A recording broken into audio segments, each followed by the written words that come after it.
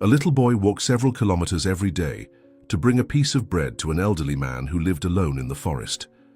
One day, the boy's mother decided to follow him and was terrified by what she saw the elderly man doing to the boy. The sky darkened suddenly that autumn afternoon, as if nature itself sensed what was about to happen. Dense grey clouds formed an oppressive ceiling over the rural road, while rain began to fall with increasing force. Inside the school bus, 23 children were returning home after an excursion to the museum in the neighboring town. Holden, a 10-year-old boy with curious eyes and perpetually disheveled brown hair, watched through the foggy window as the storm gained strength. Sitting beside him, Marley smiled while showing the photographs she had taken during the trip. "Look at this one, Holden. Remember when Miss Green almost fainted because she thought you were lost?" "Her face got whiter than the museum walls," commented the girl, her green eyes shining with the amusing memory. The winding road became increasingly dangerous as the old school bus proceeded slowly. The driver, Mr. Aldridge, a middle-aged man with decades of driving experience, gripped the steering wheel tightly, tension evident on his time-worn face. The children, previously noisy and excited, gradually fell silent as the storm intensified. Holden felt a strange tightness in his chest, a dark premonition he couldn't explain. He instinctively grabbed Marley's hand, his best friend since they were both 5 years old. The girl, with her red hair tied in a messy braid and freckles scattered across her face, looked at him with concern. "Is everything okay, Holden? You look scared. You don't need to be afraid, Mr. Holdridge has been driving this bus since before our parents were born," she said, trying to reassure him with a confident smile that didn't quite reach her eyes. That's when it all happened. A sharp curve, the relentless rain turning the road into a muddy river, and visibility almost zero. Mr. Aldridge turned the wheel abruptly to avoid a fallen trunk in the middle of the path. The bus wheels slid as if on ice, completely losing traction. The children screamed in unison as the vehicle began to spin. The world rotated around Holden, while frightened voices mixed with the sound of the collision. "Marley, hold my hand. Don't let go, please," he shouted desperately, trying to find his friend in the chaos forming inside the bus. When everything finally stopped, a terrifying silence filled the environment, broken only by the sound of rain and the crying of children. Holden opened his eyes with difficulty. He was trapped, unable to move freely. He turned with effort and saw Marley beside him, motionless with her eyes closed. His heart tightened with concern seeing his friend in that state. Some children managed to get out through broken windows, others remained inside the bus. The driver was slumped over the steering wheel, motionless. "Marley, please wake up. Don't leave me alone in this nightmare. We promised to always take care of each other, remember? You have to wake up," he pleaded, his voice choked with fear.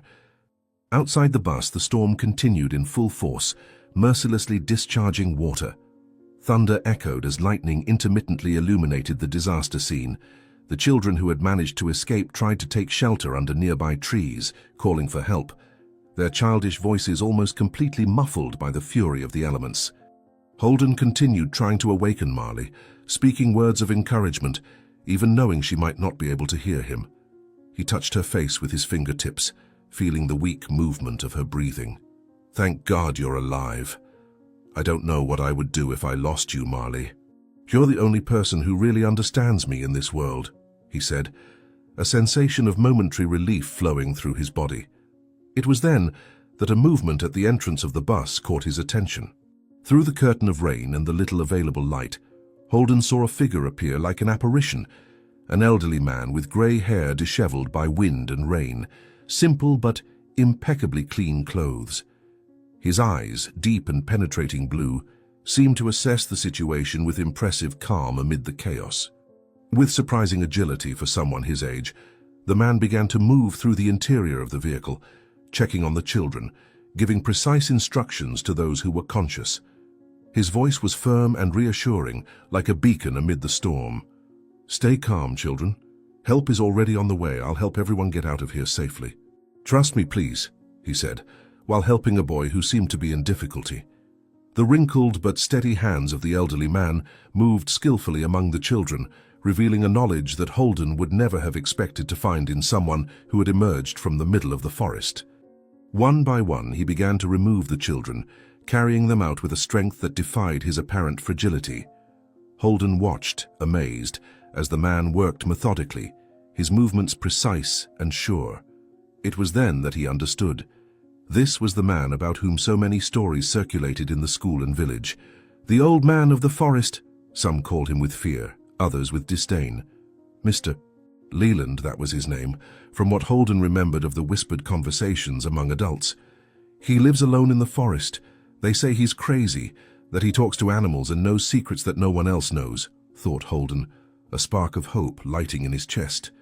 Holden felt increasingly weaker, as if his strength was being slowly drained. His breathing became more difficult with each passing minute. Even so, his main concern continued to be Marley, who remained unconscious by his side. The elderly man finally reached where the two were. His wise and gentle blue eyes met Holden's, quickly assessing the situation. His hands touched Marley's pulse, then checked her vital signs with the precision of an experienced doctor. Holden could see the concern cross the man's face as he examined his friend. Time was running against them. "You need to help her first, sir. She's not waking up. Please don't let her die," pleaded Holden, his voice weak but determined, ignoring his own growing discomfort. Mr. Leland looked deeply into the boy's eyes, as if he could see something beyond the surface, something that spoke about Holden's character. A shadow of admiration passed through his tired gaze, touched by the altruism of that child who, even in difficulties, thought first of his friend. The elderly man quickly checked Holden's condition, his experienced hands gentle and precise. "You also need urgent care, brave young man. You shouldn't wait any longer," he explained, his calm voice contrasting with the urgency of the situation. "I need to get you both out of here as quickly as possible. Every minute counts now."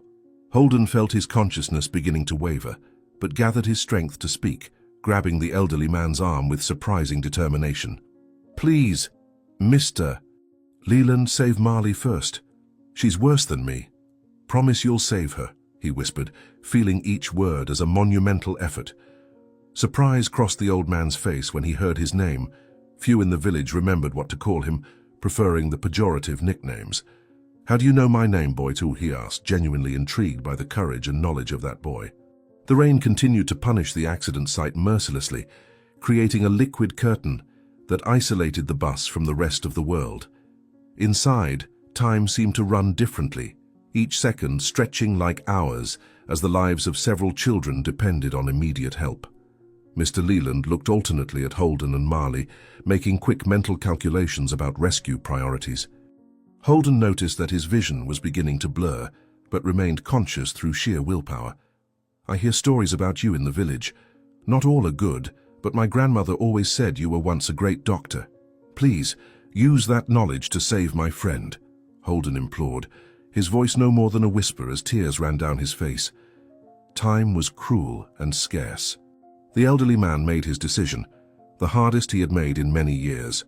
With quick and precise movements, he began to free Marley, taking extreme care with each movement. As he worked, he spoke in a low voice to Holden, trying to keep him conscious and focused. "Your grandmother is right, clever boy. I was a doctor in places you can't even imagine exist. And I promise that you both will survive to hear those stories," he said, his voice conveying a confidence that came from decades facing life or death situations. He finally managed to free Marley, quickly checking her condition once more before preparing to carry her. Mr. Leland looked one last time at Holden before lifting Marley in his arms. He hesitated for a second, clearly divided between the two young people. The boy's condition also needed urgent attention, perhaps even more than he himself realized. The elderly man could see signs that would probably escape even less experienced doctors. But he had made his decision based not only on his experience, but also on respect for the request of that extraordinary boy. "I'll come back for you, I promise," he finally said, his voice carrying the weight of a solemn oath he had no intention of breaking. "Just hold on a little longer." Holden smiled weakly as he watched his friend being carried to safety. A strange feeling of peace began to envelop him, despite the discomfort he felt. In the distance, almost like a dream, he could hear the sound of approaching sirens, help finally arriving on that isolated road. The sound was comforting, like a distant lullaby. His heavy eyes began to close as he watched the figure of the old man disappearing under the curtain of rain with Marley in his arms. His breathing became increasingly slow and difficult, as if each inhalation required a monumental effort. "Mom always says we should help those who need it most first. I think she would be proud of me today. I just wish I could tell her how much I love her one last time," he thought, as darkness began to envelop him like a soft and inevitable blanket. Mr. Leland moved quickly through the drenched forest, protecting Marley from the rain as best he could with his own body. Each step was calculated, avoiding exposed roots and unstable terrain that could cause him to fall with his precious burden. In his arms, the girl remained unconscious, but the man knew she was still fighting for her life. Decades of medical experience allowed him to assess the child's condition even as he moved. "You're strong, little one. Stronger than you imagine. Your friend trusted me to save you, and I won't disappoint him. Not after seeing such courage in someone so young," he muttered, as if his words could reach the girl's sleeping mind and give her strength to continue fighting. Finally reaching the road, Mr. Leland spotted the lights of ambulances and police cars that were beginning to arrive at the scene. Paramedics ran from one side to the other, organizing themselves for the rescue of victims. The elderly man advanced toward them, shouting for immediate help. "This girl needs urgent care, and there's still a boy trapped in the bus who needs to be rescued immediately." His voice, normally calm, now carried the urgency of someone who knew all too well the fine line between life and death. "There's no time to lose. The boy, Holden, is trapped in the back of the bus. I promised I would come back for him, and a man never breaks a promise to a child." An improvised medical post was quickly set up on the roadside, with tarps stretched to protect from the torrential rain that continued relentlessly. Paramedics and firefighters worked in perfect coordination, like a well-rehearsed orchestra amid the chaos. Children were attended to, evaluated, and stabilized with professional efficiency. In the nearest ambulance, Marley was lying on a stretcher, still unconscious, while two paramedics monitored her vital signs. One of them, with a graying beard and experienced eyes, examined with admiration the first aid work already performed on the girl before their arrival. "I've never seen anything like this in 20 years of practice. Whoever treated this child before us knew exactly what they were doing, the way the hemorrhage was contained and the spine stabilized. This is the work of a trauma specialist," he commented to his younger colleague, who nodded, impressed. Mr. Leland remained close to the ambulance where Marley was being treated, silently observing the procedures. His simple clothes were stained. The old man had injured his left forearm, but seemed oblivious to any discomfort he might feel. His thoughts were fixed on Holden, the boy he had left behind with the solemn promise to return. When he saw that the paramedics had stabilized Marley, he approached one of the firefighters coordinating the rescue. "I need to go back to the bus. There's still a boy in there, in the back." "I promised I would return for him," said Mr. Leland, his voice low but firm, carrying the weight of an unshakable determination. The firefighter, a burly man with a face marked by years of risky work, looked at him with distrust. "Sir, leave that to us. Our men are already doing a complete sweep. It's too dangerous for a civilian especially." He hesitated, clearly referring to the man's advanced age. The firefighters now worked with powerful flashlights, illuminating the interior of the overturned bus while searching for possible victims. The head of the rescue team shouted orders, demanding a complete second check of the vehicle. Mr. Leland, upon hearing this order, felt growing anguish. He knew exactly where Holden was, and also knew that the rescue team could take precious minutes to find him in the most damaged part. Without hesitating any longer, he seized a moment of distraction from the authorities and moved quickly toward the vehicle. A young police officer noticed his movement and tried to stop him. "Hey, sir, you can't go there. It's a dangerous area," he shouted. But his words were carried away by the wind before reaching the determined elderly man who was already moving away. "This boy trusted me when he offered his chance of survival for his friend. I can't betray him now, when he needs me most." "Every second could make the difference in his life," Mr. Leland muttered to himself, quickening his pace toward the wreckage. The scene around the bus was one of contained devastation, but what worried Mr. Leland most was what he saw as he approached the rear of the bus. Small flames were beginning to form near the exposed engine, fed by slowly leaking fuel. A firefighter shouted when he noticed the nascent fire, and the team immediately redirected their efforts to control the flames before they spread. Mr. Leland took advantage of the momentary confusion and, with surprising agility for a man of his age, found an opening among the twisted metal and began crawling into the interior of the bus. One of the firefighters saw him and shouted, "Get out of there immediately! The vehicle could explode at any moment." But the elderly man responded without looking back, his voice firmer than ever. "I'm not leaving without the boy. I made a promise, and I've never broken a promise in my entire life." Mr. Leland entered the bus, orienting himself with difficulty in the dimness, guided by the memories of where he had left Holden. The heat increased with each second, and smoke was beginning to make breathing difficult. Protecting his mouth and nose with a piece of fabric torn from his own shirt, he continued advancing, determined to fulfill his promise. Finally, after what seemed like an eternity, he reached the place where Holden was. The boy remained trapped, unconscious, his shallow and irregular breathing indicating that his condition had significantly worsened in the minutes he had been alone. The elderly man quickly checked his vital signs, his expression becoming even more serious as he realized the gravity of the situation. "Stay with me, kid. You're stronger than you think. Your friend is safe now, thanks to you. And I'll make sure you'll be okay too, whatever it takes. An act of courage like yours deserves a second chance," he said to the unconscious boy, while his experienced hands were already working to stabilize him. With impressive technique, the result of decades of medical experience in extreme situations, Mr. Leland began applying the first aid that could save Holden's life. His fingers, despite his age, moved with precision and speed, immobilizing, stabilizing, and preparing the boy for transport.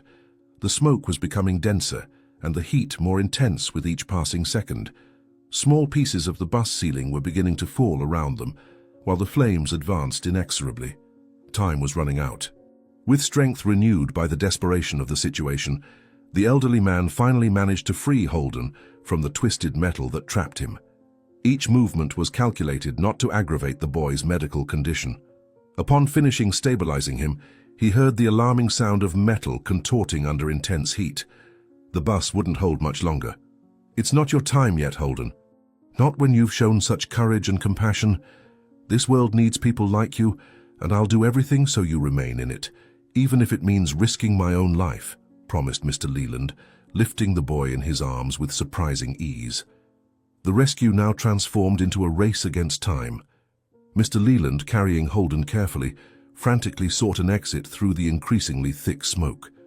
His experiences had taught him to keep calm even in the most desperate situations, and that calmness now could mean the difference between survival for them. He finally found an opening through which he could pass while carrying the boy. The heat was almost unbearable. With one last effort, protecting Holden with his own body, he emerged from the burning wreckage, falling to his knees on the rain-soaked grass. He had barely moved a few meters away when a dull roar announced that part of the bus had given way to the flames. The firefighters ran toward him, surprised and amazed by the successful rescue. One of them, the same one who had tried to stop him minutes before, helped him to his feet. "You're either crazy or extremely brave. Perhaps both," he commented, while another firefighter was already taking Holden for medical attention. Mr. Leland merely nodded, too exhausted to respond, but his eyes didn't leave the boy for even a second. Neither crazy nor brave. Just a man who knows the value of a promise and an act of kindness. "Something this boy taught me today," he finally answered, his voice hoarse. The paramedics immediately placed Holden on a stretcher and began to work. The most experienced of them, the same one who had noticed the excellent first aid work on Marley, now examined the boy with an increasingly concerned expression. Monitors were connected, IVs installed, and an oxygen mask placed over Holden's pale face. The numbers on the monitors were not encouraging. Mr. Leland observed everything carefully, recognizing each procedure, evaluating every decision made by the paramedics. When the leader of the medical team stepped away for a moment, the elderly man approached, speaking in a low voice but with undeniable authority. "His condition is very serious. Are you a doctor?" he asked, reassessing the shabby old man before him. Mr. Leland's tired eyes met the paramedics, conveying an unshakable certainty. "I was for 40 years. Military surgeon and humanitarian doctor, in more conflicts than I'd like to remember." The conversation was interrupted when Holden's cardiac monitor began to sound alarms. The paramedic quickly returned to the patient, shouting orders to his team. After several minutes of intensive work, he turned to Mr. Leland, who remained nearby, observing every movement with experienced eyes. "We don't have time to reach the hospital," the paramedic declared, his voice laden with the gravity of the situation. "He may not survive transport. Even with a helicopter, it's 20 minutes to the regional hospital, and he needs immediate intervention."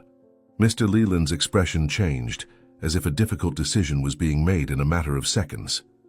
After a brief moment of hesitation, he moved even closer to the stretcher where Holden was fighting for his life. "My cabin is 5 minutes from here, following that trail," he said, pointing to an almost imperceptible opening among the forest trees. "I have equipment and knowledge that can help him, that can—" The chief paramedic hesitated, clearly torn between following protocol and trusting this stranger who, despite his simple appearance, demonstrated extraordinary medical knowledge. Another alarm sounded on the monitor, indicating that Holden's condition was rapidly worsening. "Dr. Rourke," the paramedic finally introduced himself, extending his hand to the elderly man.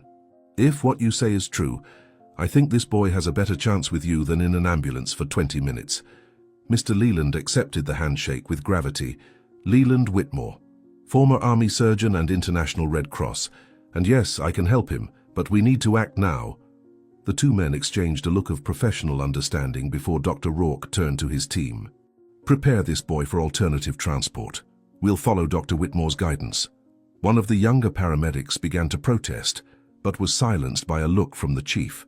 Sometimes, following protocol means recognizing when someone has more experience than you in a specific situation. "And today is one of those days," Rourke explained, while helping to transfer Holden to a portable stretcher. In a matter of minutes, a small caravan was forming at the edge of the forest. Two paramedics carried the stretcher with Holden, following Mr. Leland, who advanced with confident steps along the almost invisible trail. Dr. Rourke came right behind, carrying a case with essential medical equipment. The rain had completely stopped now. The path, despite being narrow, was surprisingly well maintained, without fallen branches or obstacles. "Do you keep this trail clean by yourself?" asked Rourke, trying to maintain a conversation that might provide more information about the mysterious doctor. "Mr. Leland responded without slowing his pace or looking back. "I know every inch of this forest. It has been my home and my refuge for almost 15 years now. After seeing so much destruction and suffering around the world, I found peace among these trees. They don't judge, don't demand explanations, they just accept," he replied, his voice carrying a weight of experiences that few could comprehend. The cabin appeared suddenly before them, as if it had emerged from the very fabric of the forest. It was a simple but solid construction, made of logs darkened by time, with a roof of handcrafted tiles and a small stone chimney. A well-tended garden grew beside it, protected by a low fence. The contrast between the external simplicity and what they found upon entering surprised even the experienced Dr. Rourke. The interior of the cabin was impeccably clean and organized.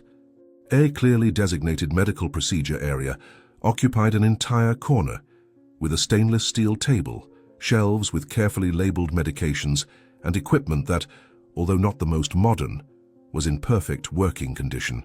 "Place him there," instructed Mr. Leland, pointing to the table. "Dr. Rourke, you'll find alcohol, gloves, and masks in that drawer. I'll need your assistance." The paramedic nodded, impressed with the organization and preparation of the place. This isn't the home of just any hermit. It's the clinic of a doctor who never stopped practicing his profession, he thought, as he prepared to help. Mr. Leland now worked with an energy and precision that completely belied his elderly appearance. His hands moved quickly, preparing medications, adjusting improvised but efficient equipment. He thoroughly examined Holden's condition, speaking in a low voice with Dr. Rourke, who assisted him with growing admiration. "We need to care for this boy with the utmost attention. His condition is very serious with few chances of survival," explained Mr. Leland, while preparing what appeared to be a type of anesthetic. The following hours passed in meticulous and silent work, with the two doctors completely absorbed in the fight to save Holden's life. Mr. Leland used techniques that Rourke had never seen, combining traditional Western medicine with procedures clearly inspired by medicinal practices from other cultures.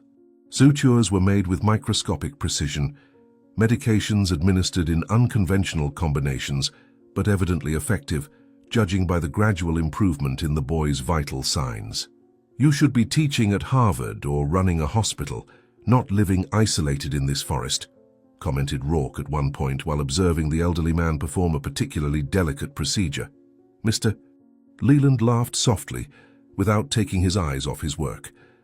"I tried the traditional path for many years, Doctor, but modern medicine has forgotten something essential, that each patient is a unique universe, not a set of symptoms to be treated with rigid protocols. What I've learned in my life wouldn't fit in any official manual or conventional classroom." After almost 3 hours of intense work, Holden's vital signs finally began to stabilize. Color slowly returned to his face, and his breathing, previously irregular and shallow, now followed a more natural and deep rhythm. Dr. Rourke had momentarily stepped out to inform his team about the patient's progress via radio. Alone with Holden, Mr. Leland allowed himself a moment of exhaustion, sitting heavily in a chair beside the table where the boy rested. "You are a warrior, Holden. You have the strongest spirit I've ever encountered in someone so young. Your friend is fine, as you will be. We defied death today, you and I, and we won," he said softly, placing a wrinkled hand on the boy's now cooler forehead. When Dr. Rourke returned, he found a scene that filled him with hope. Holden seemed to sleep peacefully, his vital signs stable, his breathing regular. Mr. Leland methodically checked each of the improvised devices, monitoring the boy's condition, making small adjustments here and there. Everything indicated that the worst had passed. "It's a medical miracle," commented Rourke, approaching to examine the patient. "Without your knowledge and skill, this boy wouldn't have survived." Mr. Leland shook his head, rejecting the compliment. "It wasn't just my knowledge, Doctor. It was this boy's willpower. Something in him refuses to give up, even when all odds are against him. In 40 years of medicine, I've learned to recognize that rare quality. Many of my patients who survived against all expectations had this, a powerful reason to continue living, something or someone worth fighting for." Suddenly, without any warning, the monitors began to sound sharp and insistent alarms. Holden's body, previously calm, now twisted in convulsions. His breathing became irregular again, but this time worse than before, with long seconds between each difficult and shallow breath. His skin, which had recovered some color, quickly acquired an alarming bluish tone. "Imminent respiratory arrest," diagnosed Mr. Leland, already moving with impressive speed.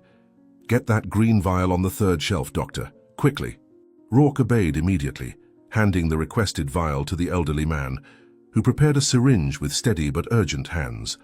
Holden's vital signs continued to drop dangerously, each second seeming like an eternity for the 2 doctors fighting to stabilize him again. Mr. Leland administered the injection directly into the boy's chest, near the heart, while beginning emergency respiratory maneuvers.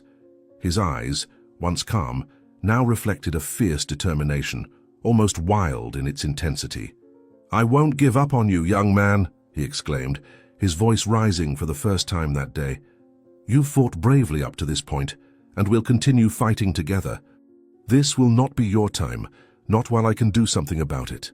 The moments that followed in Mr. Leland's cabin were filled with an almost palpable intensity. The paramedic and the elderly man worked in perfect synchrony, as if they had been partners for years. Their hands moved with precision over Holden's body. Sweat ran down Mr. Leland's forehead as he whispered words of encouragement to the unconscious boy. Gradually, almost as if responding to those gentle words, Holden began to react positively to the treatment. His breathing, previously irregular and shallow, began to stabilize, and the bluish tone of his skin gave way to a healthier coloration. After almost 30 minutes of continuous effort, the paramedic checked the boy's vital signs and let out a sigh of relief. "He's stabilizing again. I've never seen anyone bring someone back from such a critical state with such limited resources. You truly have blessed hands," he commented, looking with admiration at the exhausted elderly man beside him. Night had completely fallen over the forest when the medical team finally considered it safe to transport Holden to the hospital. The rain had ceased, leaving the air clean and fresh, laden with the scent of wet earth and vegetation. With extreme care, Holden was transferred to a stretcher suitable for transport along the narrow trail. Mr. Leland supervised every movement, his attentive eyes missing no detail that could compromise the boy's delicate condition. When everything was ready, he leaned over Holden and gently adjusted the blanket that protected him from the night air. The paramedic approached, placing a hand on the elderly man's shoulder. "Aren't you coming with us to the hospital? It would be very helpful to have your experience to explain the treatment you applied." Mr. Leland shook his head negatively, his gaze still fixed on Holden's pale face. "My place is here in the forest. The boy is in good hands now, and there are other children who need care at the hospital.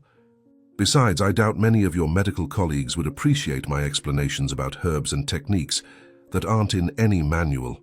3 weeks later, morning light filtered softly through the hospital room curtains, creating golden patterns on the white walls. Holden blinked several times, his eyes adjusting to the brightness after what seemed like an endless sleep. Sounds of machines and muffled voices reached his ears, confusing at first but gradually making sense. He tried to move and felt a slight pain, followed by a gentle touch on his hand. Turning his head with effort, he saw his mother, Sandra, sitting beside the bed, tears of joy streaming down her tired face. On the other side, his father and older sister also watched him with expressions that mixed relief and disbelief. He opened his eyes. "Call the doctor, quickly," exclaimed Sandra, pressing the call button near the bed. Her voice trembled as she leaned over to kiss her son's forehead. "My boy, my dear boy, we thought we had lost you forever. The doctors said it was impossible, but I knew you would fight until the end." The following days were filled with a constant succession of doctors, nurses, and specialists, all examining Holden with a curiosity that went beyond purely medical interest.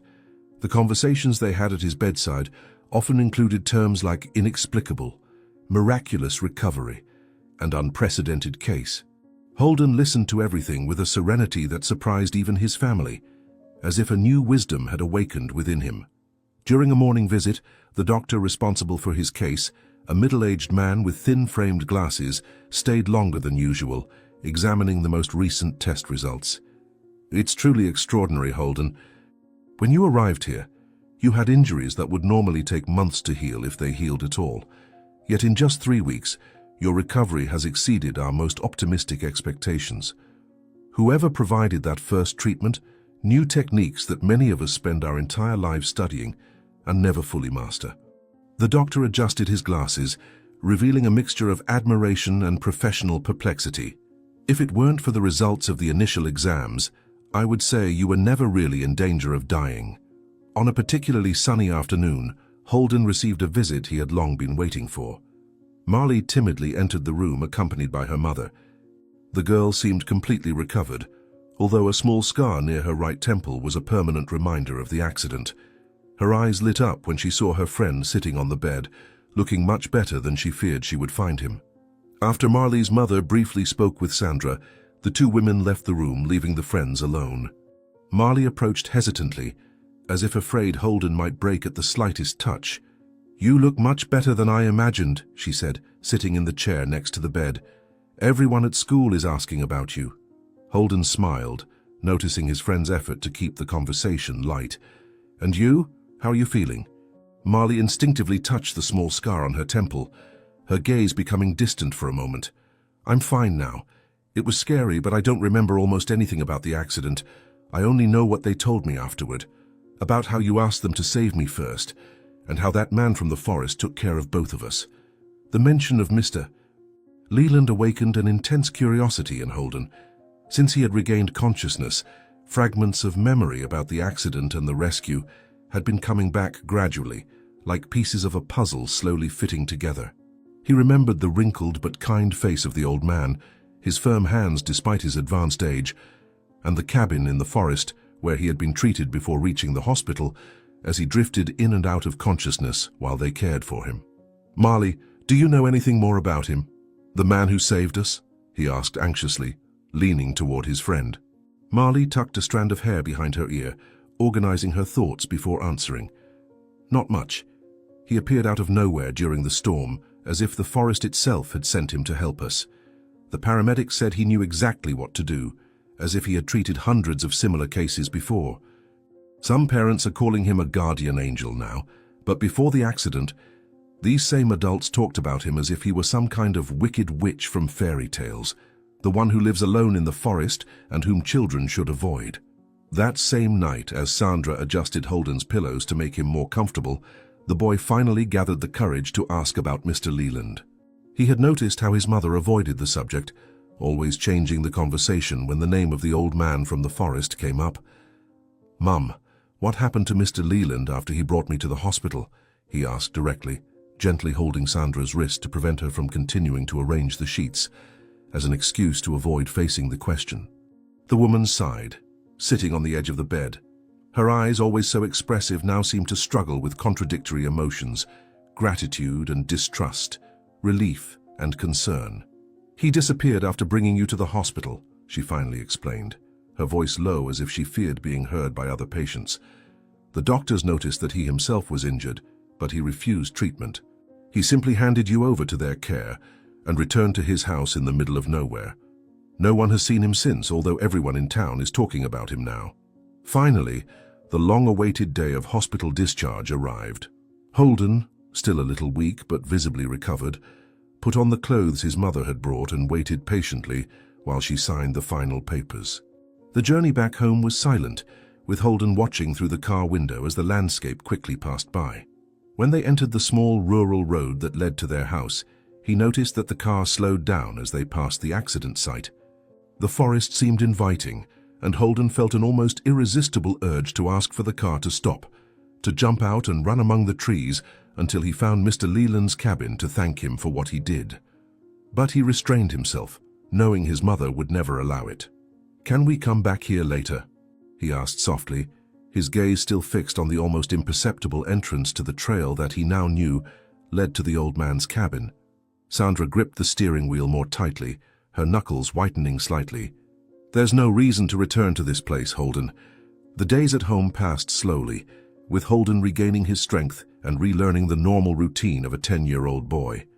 His family constantly pampered him, treating him as if he were made of crystal that could break at the slightest touch. But his thoughts frequently returned to Mr. Leland. In conversations he overheard among adults, he discovered more about the mysterious elderly man who had saved his life. Apparently, he had been living alone for almost 15 years, isolated in the forest, avoiding any unnecessary contact with the villagers. Rumors about his past circulated freely. What everyone agreed on was that he lived in extreme poverty, suffering from basic needs, without having the means to eat a nutritious meal, refusing help and keeping himself apart from the community that viewed him with suspicion. One night, during dinner, Holden observed the fresh bread his mother had baked that afternoon. The delicious aroma filled the kitchen, making his stomach growl with hunger. But as he cut a generous slice, an idea began to form in his mind. "Mum, this bread is wonderful as always," he commented casually, although his heart beat faster with the plan he was beginning to elaborate. "I bet many people would love to taste something so delicious, especially those who live alone and perhaps don't have the time or means to prepare their own food." The following morning, when everyone was busy with their own activities, Holden discreetly set aside a portion of the leftover bread and some fruits from the fruit bowl. He wrapped everything carefully in a clean napkin and hid the package in his school backpack. After lunch, he made up an excuse to go out. He said he was going to visit Marley to get the lessons he had missed during his hospitalization. His mother initially hesitated, still concerned about his health, but eventually agreed, making him promise to return before nightfall. As soon as he was out of sight of the house, Holden changed direction, heading for the almost imperceptible trail that led to the forest. His heart was racing, both from disobedience and from the expectation of seeing again the man who had saved his life. The forest seemed different now, without the rain and darkness of the night of the accident. "I hope he recognizes me. Maybe he thinks I'm ungrateful for not having come earlier to thank him for saving my life," thought Holden, as he carefully advanced along the narrow path, guided more by intuition than by any real knowledge of the trail. After almost 20 minutes of walking, Holden finally spotted Mr. Leland's cabin. In daylight, it seemed even more integrated with the surrounding forest, as if it had naturally sprouted from the soil along with the trees and bushes that surrounded it. A small, carefully maintained garden grew beside the rustic construction, with herbs and vegetables organized in well-defined beds. The boy stopped a few meters away, suddenly nervous. What if Mr. Leland didn't recognize him? What if he didn't want visitors? What if he got angry that Holden had discovered his refuge? Before he could decide whether to continue or return home, the cabin door opened and the elderly man appeared on the threshold. He was dressed simply as on the day of the accident, but his clothes, though worn, were impeccably clean. His eyes, a deep and penetrating blue, fixed immediately on Holden. For a moment, neither of them moved or spoke. Then slowly Mr. Leland's face opened into a gentle smile. "I knew you would come one day, young Holden. I just didn't expect it to be so soon. Are your wounds completely healed?" he asked, his calm voice carrying a slight accent that Holden couldn't identify. Visits to Mr. Leland's cabin became part of Holden's routine in the following weeks.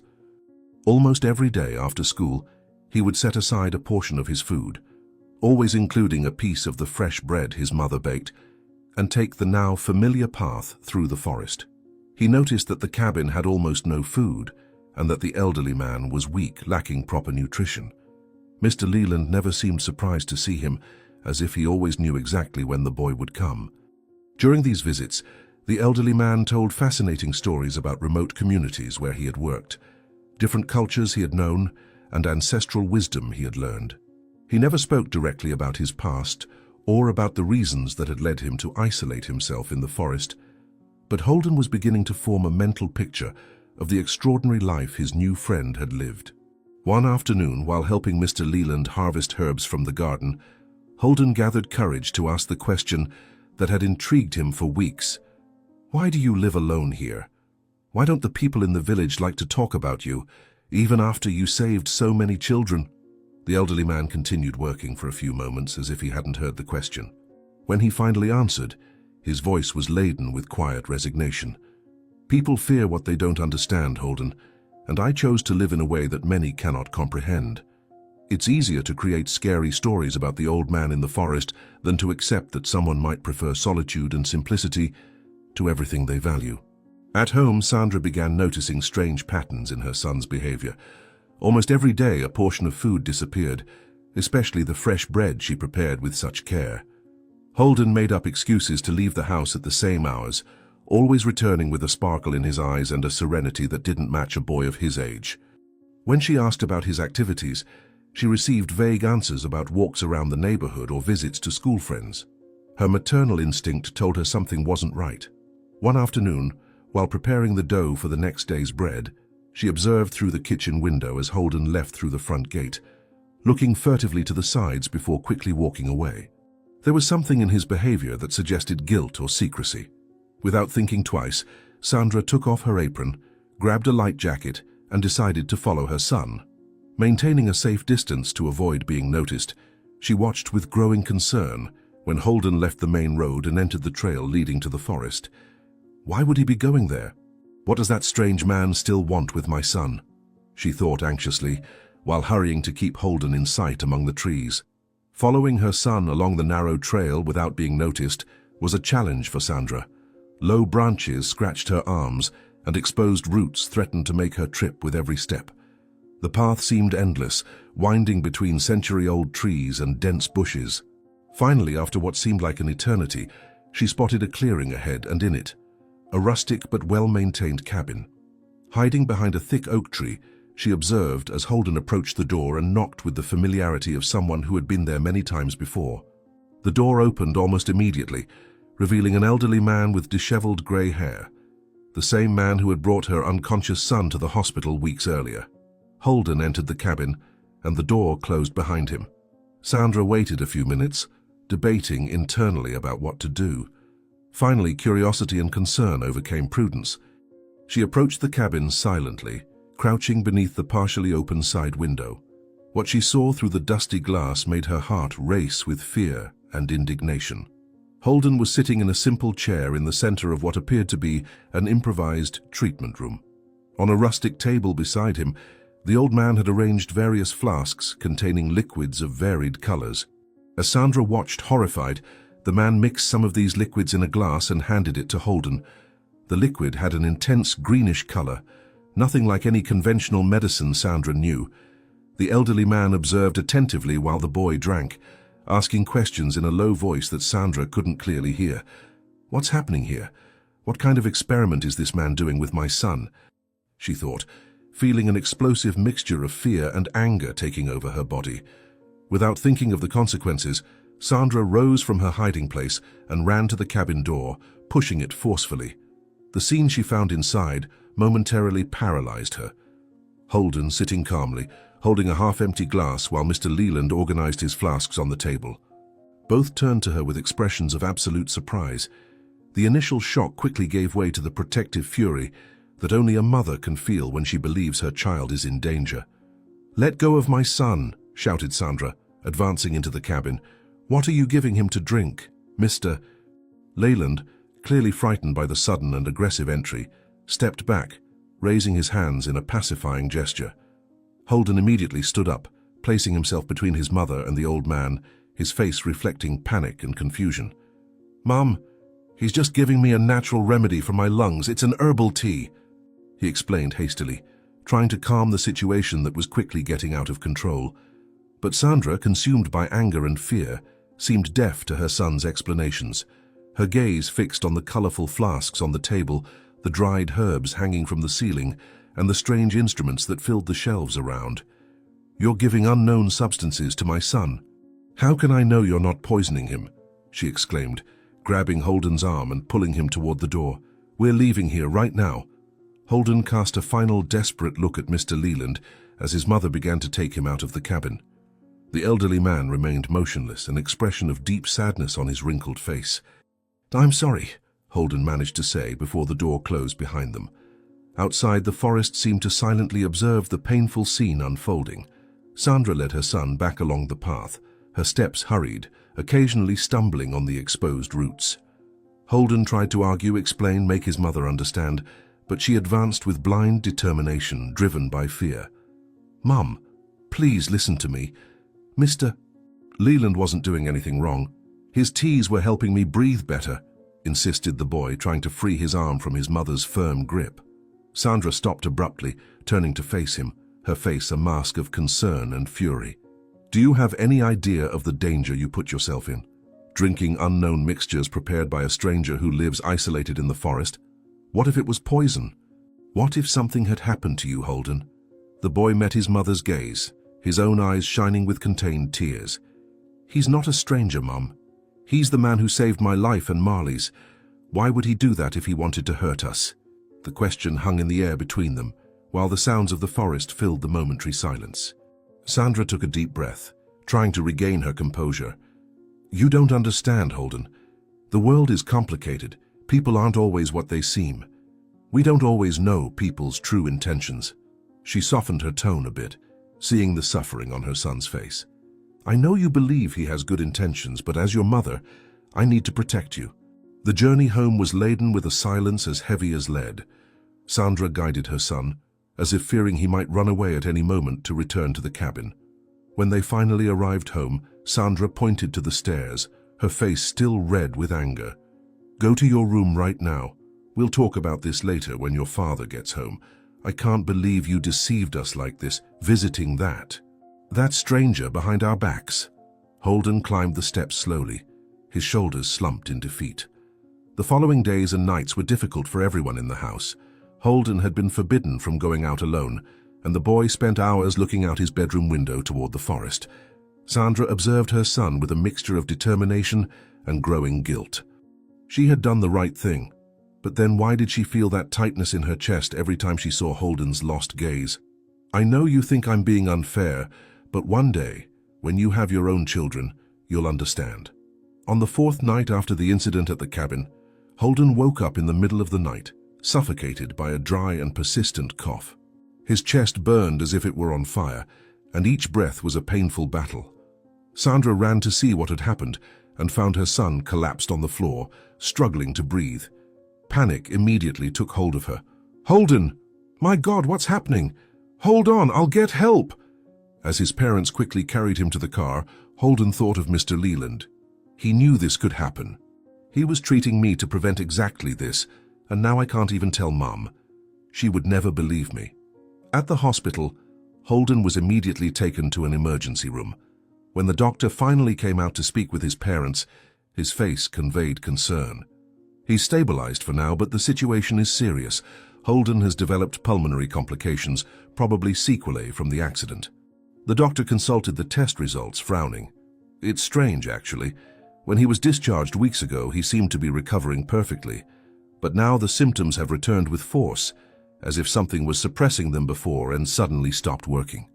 The hours dragged on in the hospital, while Holden fought against the pulmonary infection. Sandra didn't leave her son's bedside, guilt corroding her from within like a relentless acid. During a brief moment when Holden woke up, his eyes met his mother's with surprising lucidity.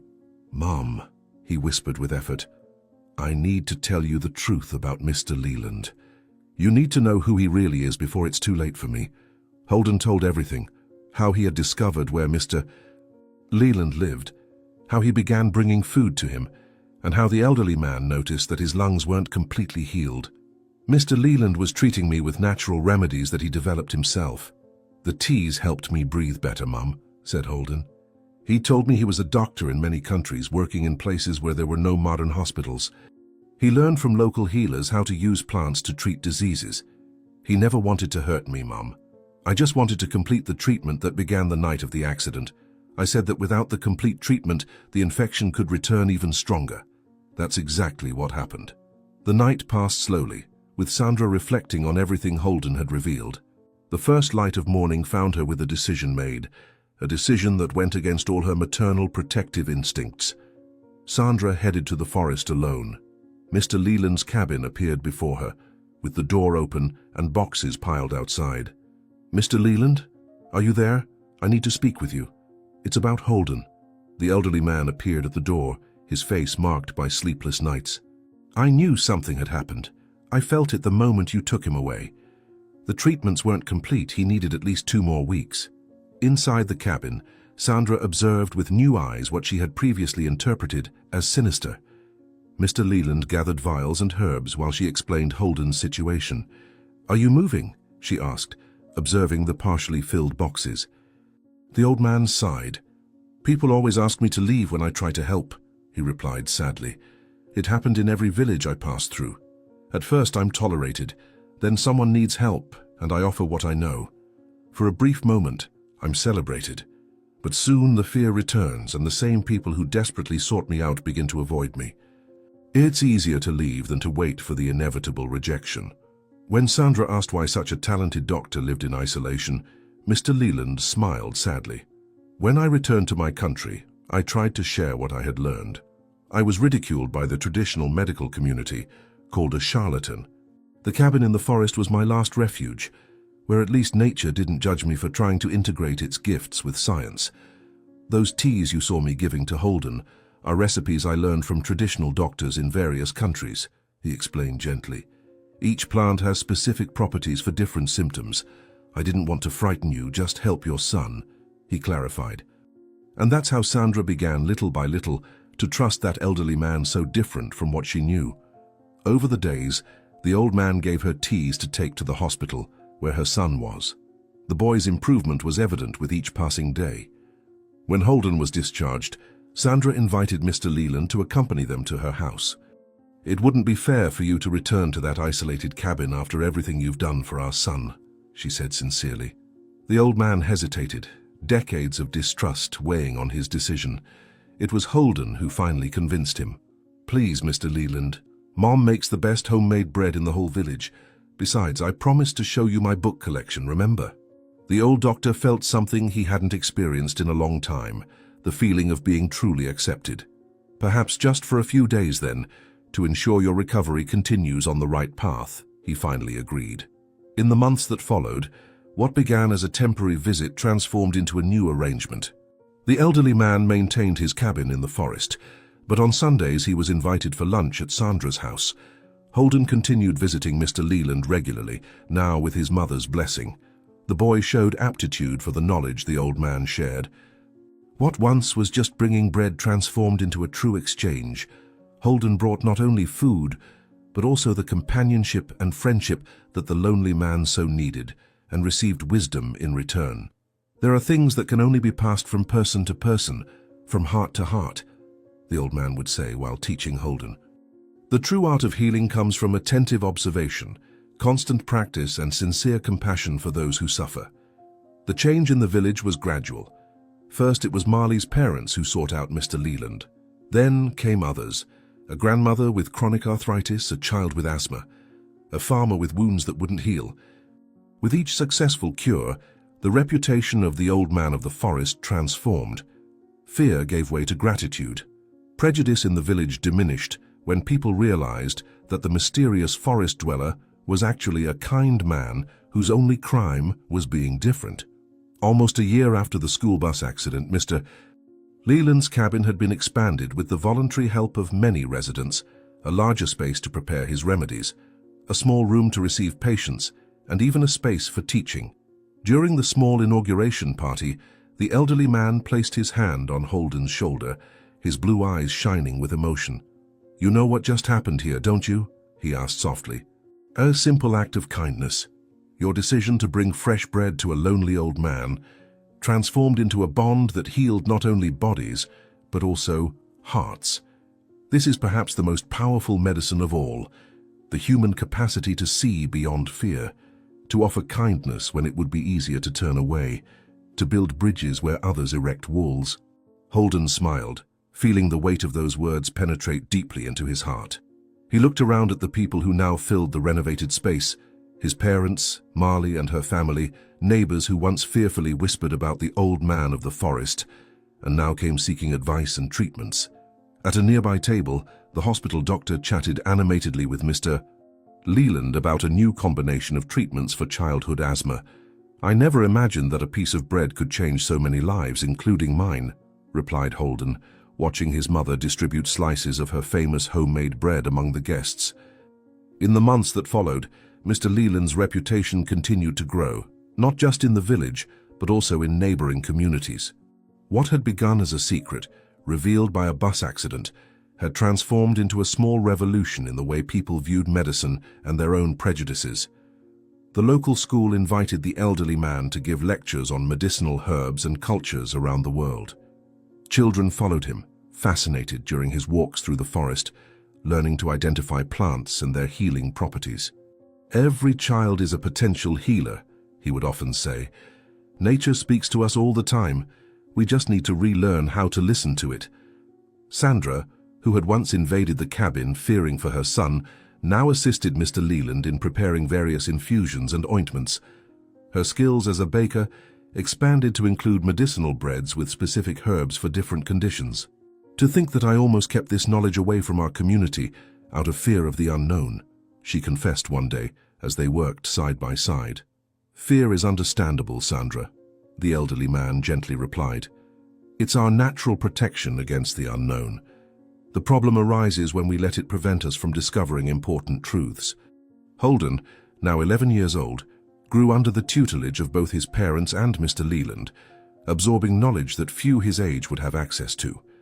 His notes on medicinal plants and traditional treatments already formed a small book that the elderly man had promised to publish one day. "This knowledge belongs to the world, Mr. Leland would say when Holden showed pride in the work they did together. "We are only temporary guardians, passing the torch to the next generation." On a quiet Sunday afternoon, while everyone rested after lunch at Sandra's house, Holden and Mr. Leland sat on the porch, observing the sunset that bathed the landscape in a golden light. "Do you know what else I've learned from you besides medicine, Mr. Leland?" asked Holden, breaking the contemplative silence. The elderly man turned to him with interest. "What, my young friend?" The boy observed for a moment the path leading to the forest, the same path he had once traveled in secret, carrying fresh bread to a man who had saved him. "I learned that sometimes the most important things in life happen when we are willing to look beyond the obvious, to trust when others fear, to extend a hand when others step back." Mr. Leland smiled, his eyes reflecting the wisdom accumulated over decades. "Then you've learned the most valuable lesson of all, Holden, one that no medical book could teach." He pointed to the boy's heart. "True healing always begins here, with an act of compassion. Never forget that." As the first stars appeared in the sky, grandfather and grandson of the heart, shared the comfortable silence of those who have found their place in the world, united by an accident that, however painful it might have been, had brought the greatest of gifts, the family they had found in each other. And so both continued their partnership, sharing the vision that an act of kindness, an act of compassion, and a simple gesture of faith could modify the world and make it better for everyone.